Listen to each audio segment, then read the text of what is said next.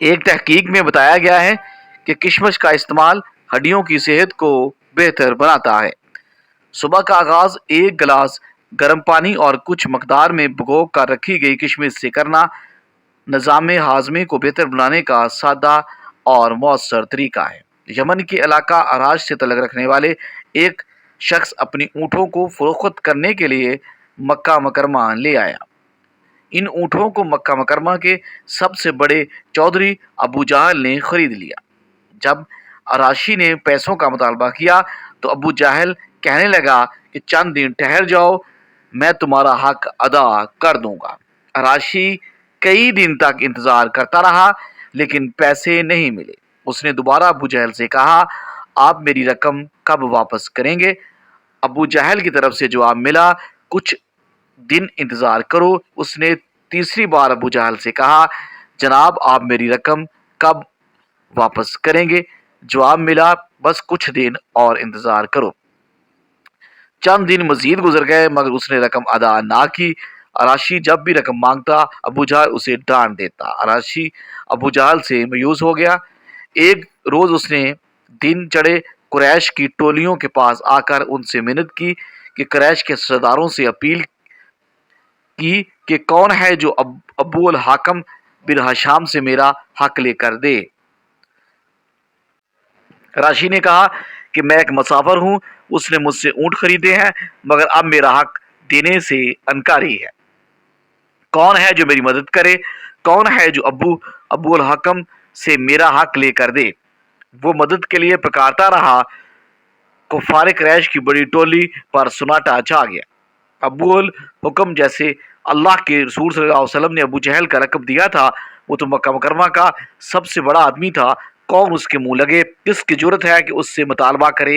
اچانک ان میں سے ایک شیطان صفت کو شرارت سوجی اور اس نے دیکھا کہ بیت اللہ کے ایک طرف سید محمد صلی اللہ علیہ وآلہ وسلم تشریف فرما ہے۔ اس نے مزاحیہ انداز میں ان کی طرف اشارہ کیا اور اراشی سے کہنے لگا، کیا تم چاہتے ہو کہ کوئی شخص ابو جہل سے بات کرے اور تمہارا حق لے کر دے؟ وہ کہنے لگا، میں تو ایسے بندے کی تلاش میں ہوں۔ قریشی بولا، تو پھر ان کے پاس چلے جاؤ، وہی تمہیں اس سے حق لے کر دے سکتا ہے۔ اراشی اللہ کے رسول صلی اللہ علیہ وآلہ وسلم کی خدمت میں حاضر ہوا۔ آپ صلی اللہ علیہ وآلہ وسلم کو اپنی داستان مظلومیت سنا کر عرض کی کہ آپ میری مدد کریں، ابو الحکم سے میرا حق دلا دیں۔ آپ صلی اللہ علیہ وآلہ وسلم نے اراشی سے کہا، چلو ابو جہل کے پاس چلتے ہیں، چلو ابھی میں تمہارا حق لے کر دیتا ہوں۔ اراشی خوشی خوشی آپ کے ہمراہ چل پڑا۔ ابو الحکم کا گھر صفا مروہ کے قریب ہی تھا، بیت اللہ سے زیادہ دور نہ تھا۔ قریش کی ٹولی دیکھ رہی تھی کہ اللہ کے رسول صلی اللہ علیہ وسلم اس اراشی کے ساتھ چل پڑے۔ اس کا مطلب یہ ہے کہ وہ ابو الحکم کے گھر جا رہے ہیں۔ ان میں سے ایک گویا ہوا، اب مزہ آئے گا۔ مکہ مکرمہ کے ہر فرد کو خوب معلوم تھا کہ ابو الحکم اللہ کے رسول صلی اللہ علیہ وسلم کا کتنا بڑا دشمن ہے۔ اب یہ اراشی کا حق طلب کریں گے تو پھر اس کا رد عمل، وہ یہ سوچ کر خوش ہو رہے تھے۔ انہوں نے ایک شخص سے کہا، جلدی سے تم ان کے پیچھے پیچھے جاؤ اور جا کر دیکھو کہ ان کی آپس میں کیا گفتگو ہوتی ہے۔ اللہ کے رسول صلی اللہ علیہ وسلم اراشی کو لے کر ابو الحکم کے دروازے پر پہنچے۔ آپ نے دروازے پر دستک دی۔ اندر سے ابو الحکم کی آواز آئی، کون ہے؟ آپ نے فرمایا، میں محمد صلی اللہ علیہ وآلہ وسلم، ذرا باہر نکلو۔ ابو الحکم دروازہ کھول کر باہر نکلا تو دروازے پر محمد صلی اللہ علیہ وسلم اور اراشی کھڑے ہیں۔ ابو الحکم نے ان کو دیکھا تو ان پر لرزہ طاری ہو گیا، ان کا رنگ بدل گیا، یوں لگتا تھا اس کے جسم میں خون کا ایک قطرہ بھی نہیں ہے۔ دہشت کے مارے اس پر کپکپی طاری ہو گئی۔ وہ اللہ کے رسول صلی اللہ علیہ وسلم سے بغض و عداوت رکھنے کے باوجود جب بھی آپ کو دیکھتا مرعوب ہو جاتا تھا۔ آپ صلی اللہ علیہ وآلہ وسلم نے ارشاد فرمایا، اس شخص کا حق ادا کرو۔ ابو جہل کہنے لگا، اچھا یہی ٹھہریں، میں ابھی اس کا حق ادا لا کر دیتا ہوں۔ پیسے ملنے کے بعد اراشی واپس بیت اللہ کے صحن میں آیا۔ قریش کی ٹولی اسی طرح بیٹھی ہوئی تھی۔ یہ وہی لوگ تھے جس سے اس نے فریاد کی تھی۔ اراشی نے ان سے مخاطب ہو کر کہا، اللہ انہیں محمد صلی اللہ علیہ وسلم کو جزائے خیر عطا فرمائے، اللہ کی قسم انہوں نے مجھے بڑی آسانی سے میرا حق لے کر دیا ہے۔ راشی اپنے جذبات کا اظہار کر کے اپنے ٹھکانے کی طرف روانہ ہوا۔ اس قریش پر سخت تداری ہو گیا، یہ کیا ہو گیا، ہم نے تو مذاق کیا تھا۔ اس دوران وہ شخص بھی واپس آ گیا جسے کفار قریش نے آپ صلی اللہ علیہ وسلم کا تعاقب کرنے اور خبر معلوم کرنے کا بھیجا تھا۔ قریش کے لوگ اس شخص سے پوچھنے لگے، تم پر افسوس، تو نے کیا دیکھا؟ وہ شخص کہنے لگا، میں نے بڑا عجیب و غریب منظر دیکھا ہے۔ اللہ کی قسم، محمد صلی اللہ علیہ وسلم نے ابو جہل کا دروازہ کھٹکایا تو وہ فوراً باہر نکلا، مگر یوں لگتا تھا جیسے ابو جہل کے جسم میں جان ہی نہیں۔ محمد صلی اللہ علیہ وسلم نے ان سے کہا، اس شخص کا حق ادا کرو۔ ابو جہل کہنے لگا، آپ یہی ٹھہرے، میں ابھی لا کر دیتا ہوں۔ پھر وہ اندر گیا اور رقم لا کر اس کے حوالے کر دی۔ ابھی یہ گفتگو جاری تھی کہ ابو جہل بھی وہاں پہنچ گیا۔ کفار قریش نے کہا، تجھ پر افسوس، تجھے کیا ہوا؟ اللہ کی قسم، ہم نے تجھے کبھی اسی طرح کرتے نہیں دیکھا۔ ہم نے تو اس راشی کو محمد صلی اللہ علیہ وآلہ وسلم کے پاس بغرض مذاق بھیجا تھا۔ ابو جہل کہنے لگا، تم پر افسوس، مجھے چھوڑ دو۔ اللہ کی قسم، جب محمد صلی اللہ علیہ وآلہ وسلم نے میرا دروازہ کھٹکھٹایا اور میں نے ان کی آواز سنی تو میں شدید مرعوب ہو گیا۔ باہر نکلا تو میں نے دیکھا کہ ان کے سر کے اوپر ایک طاقتور اونٹ تھا۔ میں نے اس جیسی کھوپڑی اور موٹی گردن کسی اونٹ کی نہیں دیکھی۔ اس نے اپنا جبڑا کھول رکھا تھا۔ اللہ کی قسم، اگر میں انکار کر دیتا تو وہ اونٹ مجھے چبا ڈالتا، اس لیے میں نے اس شخص کا حق ادا کیا۔ ابو جہل کی بات سن کر حسب عادت کفار قریش نے اسے جادو کا حصہ کہہ کر اپنی خفت مٹانے کی ناکام کوشش کی۔ دراصل یہ اللہ تعالیٰ نے اپنے پیارے حبیب صلی اللہ علیہ وآلہ وسلم کی خاص مدد فرمائی تھی۔ ایک مرتبہ مدینہ طیبہ پر دشمنوں نے شب خون مارا اور جاتے وقت اللہ کے رسول صلی اللہ علیہ وسلم کی اونٹنی لے گئے اور ایک انصاری عورت کو بھی قیدی بنا کر اپنے ساتھ لے گئے۔ اللہ کے رسول صلی اللہ علیہ وسلم کی اس اونٹنی کا نام العصبہ تھا اور یہ بہت تیز دوڑتی تھی، اور جب کبھی اونٹوں کی دوڑ کا مقابلہ ہوتا یا لشکر کے ساتھ چلتی تو یہ سب سے آگے ہوتی، اس لیے یہ مدینہ طیبہ کی لوگوں میں بڑی مشہور تھی۔ شب خون مارنے والے لوگ جب اپنی بستی میں پہنچے تو انہوں نے اس عورت کو رسیوں سے باندھ دیا۔ اس عورت نے سوچنا شروع کیا کہ وہ کس طرح اس کے جنگل سے آزاد ہو سکتی ہے۔ رات کا وقت تھا، یہ لوگ تھکے ہوئے تھے، اپنے باڑوں اور گھروں کے سامنے ہی سو گئے۔ ادھر یہ عورت جاگتی رہی، اسے کیسے نیند آ سکتی تھی؟ اس نے کسی نہ کسی طرح اپنی رسیاں کھول لی اور اپنے آپ کو آزاد کر لیا۔ اس نے ادھر ادھر دیکھا کہ لوگ گہری نیند سو رہے تھے۔ وہ عورت اونٹوں کی طرف متوجہ ہوئی کہ ان میں سے کس پر بیٹھ کر مدینہ طیبہ پہنچ جائے۔ جب وہ ایک اونٹ کے قریب ہوئی تو اس نے بلبلانا شروع کر دیا۔ عورت کو یہ بھی خوف تھا کہ کہیں لوگ جاگ نہ جائیں۔ وہ دوسرے اونٹ کے قریب ہوئی تو اس نے بھی آوازیں نکالنا شروع کر دی۔ وہ تیسرے اور چوتھے اونٹ کے پاس گئی، چونکہ اونٹ اس کو پہچانتے نہ تھے اس لیے وہ اسے دیکھ کر بلاتے تھے۔ جب وہ اللہ کے رسول صلی اللہ علیہ وسلم کی اونٹنی العصبہ کے پاس گئی تو وہ اونٹنی سدھائی ہوئی تھی، اس لیے وہ خاموش رہی۔ اس عورت نے اس کی رسی کھولی، پل جھپکتے اس پر سوار ہوگی اور اسے ہنگارا چلنے کا اشارہ کیا تو وہ چل پڑی۔ تھوڑی ہی دیر بعد اونٹنی کی رفتار اتنی تیز ہو گئی کہ وہ ہوا سے باتیں کرنے لگی اور اس کا رخ مدینہ طیبہ کی طرف تھا۔ چونکہ یہ اونٹنی پورے مدینہ طیبہ میں معروف تھی تو اللہ کے رسول صلی اللہ علیہ وسلم کی ہے اور بہت تیز دوڑتی ہے۔ اونٹوں کی ایک خوبی یہ بھی ہے کہ وہ اپنے گھر کا راستہ نہیں بھولتے۔ اونٹنی نے مدینہ طیبہ کی طرف اپنے گھر کا رخ کیا۔ ادھر تھوڑی دیر بعد وہ لوگ بھی جاگ پڑے، دیکھا کہ عورت بھاگ گئی ہے اور اونٹنی بھی غائب ہے۔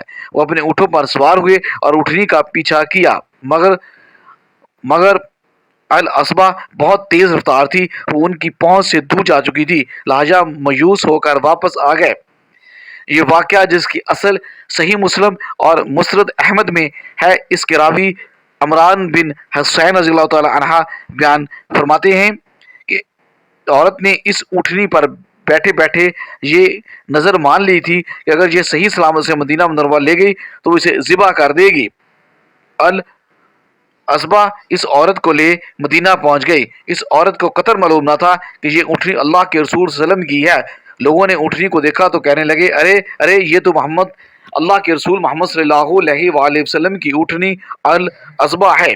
औरत कहने लगी, मैंने तो नज़र मानी है कि अगर अल्लाह ताला ने मुझे निजात दे दी तो मैं इसमें ज़िबा कर दूंगी। लोगों ने इस पर तजब किया और अल्लाह के रसूल सल्लल्लाहु अलैहि वसल्लम की खिदमत में हाजिर होकर सारा वाक़या बयान फरमाया। आप सल्लल्लाहु अलैहि वसल्लम ने इरशाद फरमाया, इस खतून ने इस बेजुबान के एहसान का बहुत बुरा बदला दिया है। मुराद ये कि वो उसे दुश्मनों के जंगल से छुड़वा कर लाई है और ये इसका बदला इस तरह दे रही है कि इसे ज़िबा करने के दर पे है। फिर आपने फरमाया, गुनाहों के कामों की नज़र को पूरा नहीं किया जाएगा।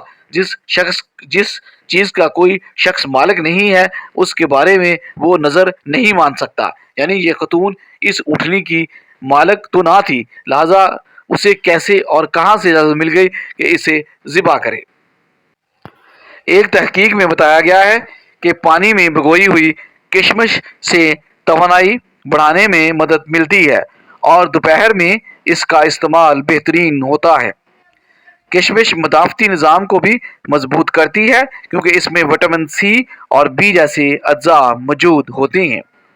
ये अज्जा मुदाफ़ती निज़ाम को मजबूत बनाते हैं और मौसमी बीमारियों से तहफ़्फ़ुज़ फराहम करते हैं।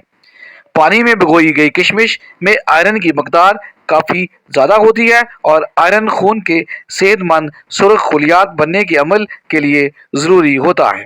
किशमिश में कापर नामी जुज़ भी मौजूद होता है जो जिस्म को आयरन जज़ब करने में मदद फराहम करता है। सोने से पहले मुराका या योगा तनाव को कम कर सकता है और नींद के मियार को बेहतर बना सकता है। सोने से पहले अपने कमरे को मुकम्मल अंधेरा कर लें। अंधेरे में सोने से मेलाटोनिन हार्मोन की पैदावार में इजाफा होता है जो बेहतर नींद को फ़रोग देता है। सोने से पहले टीवी, मोबाइल फ़ोन या दीगर इलेक्ट्रॉनिक आलात इस्तेमाल करने से गुरेज करें, ये आपकी नींद में खलल डाल सकते हैं। गर्म मोज़े आपके पैरों को सर्दी से बचाते हैं, अच्छी नींद को फ़रोग देते हैं, ताहम तंग जुराबें खून की गर्दिश को महदूद कर सकती हैं, इसलिए ढीली जुराबों का इंतखाब करें। रोज़ाना साफ जुराबें पहनें। गंदे मोज़े आपके पैरों को की जिल्द को नुकसान पहुँचा सकते हैं और मुख्तलिफ बीमारियाँ और मसाइल पैदा कर सकते हैं। आपकी नींद के मियार को बेहतर बनाने के लिए सही कपड़ों का इंतखाब बहुत ज़रूरी है। हमेशा सूती, कतान या मिलावट शुदा कपड़े पहनें। ये कपड़े नमी को ख़त्म करते हैं और जिल्द को सांस लेने देते हैं। ढीले कपड़े नींद में खलल नहीं डालते। सर्द मौसम में ढीला स्वेटर पहनने से जिस्म गर्म रहता है जिससे अच्छी नींद आती है। खांसी, नज़ला और गले की खराश से निजात के लिए देसी नुस्खा। सबसे पहले आधा चाय का चम्मच हल्दी लें, फिर इसमें आधा चाय का चम्मच खुश अदरक का पाउडर मिलाएं, एक काली मिर्च या 2 चुटकी काली मिर्च पाउडर, 1 खाने का चम्मच खालिस शहद। इन तमाम अज़ा को अच्छी तरह मिक्स करें और खाने से 1 घंटा पहले या बाद में 2 से 3 बार इस्तेमाल करें। नबी करीम सल्लल्लाहु अलैहि वसल्लम ने इरशाद फरमाया कि 4 आदमी ऐसे हैं कि वो जहन्नमियों की तकलीफ़ में इजाफे का सबब बनेंगे और वो खोलते पानी और आग के दरमियान दौड़ते हुए हलाकत व तबाही मांगते होंगे। उनमें से एक पर अंगारों का संदूक लटक रहा होगा और दूसरा अपनी आंतें खींच रहा होगा, तीसरे के मुंह से पीप और खून बह रहे होंगे और चौथा अपना गोश्त खा रहा होगा। संदूक वाले के बारे में जहन्नमी एक दूसरे से कहेंगे कि इस बदबख्त को क्या हुआ, इसने तो हमारी तकलीफ में और इजाफा कर दिया। संदूक वाला ये जवाब देगा कि मैं इस हाल में मरा कि मेरी गर्दन पर लोगों के अमवाल का बोझ यानी कर्जा था। फिर अपनी आंतड़ियां खींचने वाले के मतलब कहेंगे इस बदबख्त शख्स का क्या मामला है जिसने हमारी तकलीफ को और बढ़ा दिया। तो वो जवाब देगा कि मैं कपड़ों को पेशाब से बचाने की परवाह नहीं करता था। फिर जिसके मुंह से खून और पीप बह रही होगी उसके बारे में कहेंगे कि इस बदनसीब का मामला क्या है जिसने हमारी तकलीफ को और ज़्यादा कर दिया है। वो कहेगा कि मैं बदनसीब बुरी बात की तरफ मुतवज्जो होकर इस तरह लुत्फ उठाता था जैसा कि जमा की बातों से।